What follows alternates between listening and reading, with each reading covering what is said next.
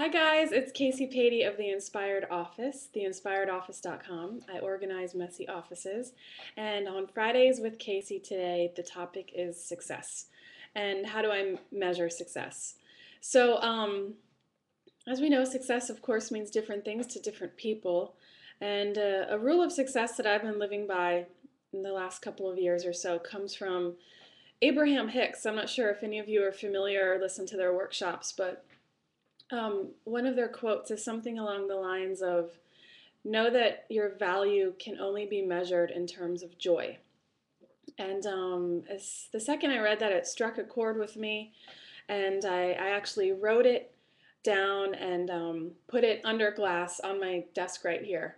And it's so true because the only reason why we do anything, our job or, eat anything or make anything or say anything or go anywhere is the pursuit of happiness. So I truly, truly believe that success, um, it certainly can have something to do with money. There's a reason why, myself and the other women on this channel are in business for ourselves. It's, to fulfill our own best ways to help people that we know, and of course to make money.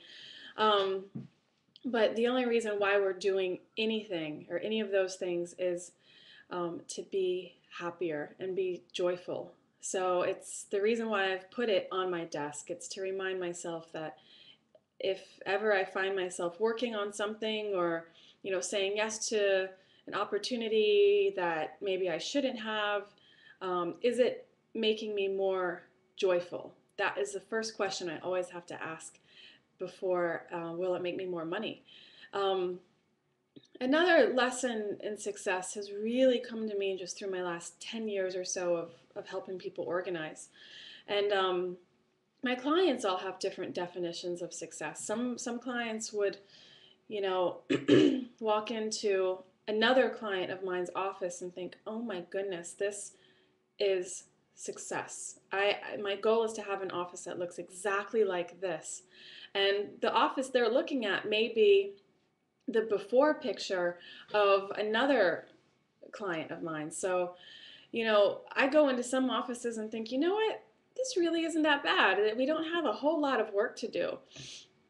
But we actually do because their definition of success is so different, and some may say so much higher than that of my other clients. So, for example, I think this comes back to a newsletter I wrote a while back. There was a client I had once whose her home office had been exactly the way I saw it for about 30 years. She hadn't moved the desk in 30 years. She hadn't really thrown much paper away in 30 years.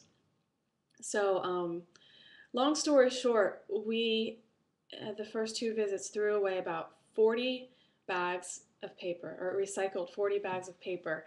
And certainly there was a lot of paper left. We probably had 4 or 5 deep file drawers of paper left. But to her, that was success. And it absolutely was success. To throw away that much paper in a couple of visits after 30 years of not letting anything go at all was a huge success. But now I may have another client come into her office and think, 5 drawers of paper, that is way too much. I would have to get that down to 2 drawers. So I think it's important to know your own personal definition. And that can be, how do you know your day has been successful? How do you know your month has been successful? When I start with clients, there's a questionnaire, and one of the questions I have them answer before we start is, at the end of our work together, how will you know we've been successful? So when I hear the word success, I don't immediately go to, an income level or number of clients. Um, it's just something that we should pay attention to, every day, every week. How will I know my week has been successful? How will I know my day has been successful? And sure, if you want to say I would like to have earned this much at the end of the month, that's certainly a success-minded goal. But it may be I wanted to connect with this many old friends, or I wanted to have dinner with this many friends, or I wanted to, you know, make this many new recipes or something. But also to be easy on yourself. Like I said, going back to the example with my clients, she still had a lot of paper, but it was a huge success. So she had reached her goal, and her goal does not need to look like my next client who is on their way to becoming a minimalist and they want to, only have half a drawer of paper.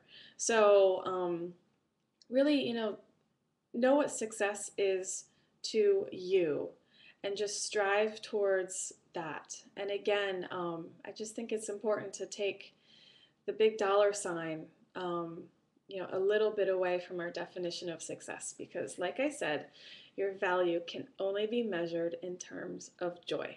Have a great week, guys. Bye.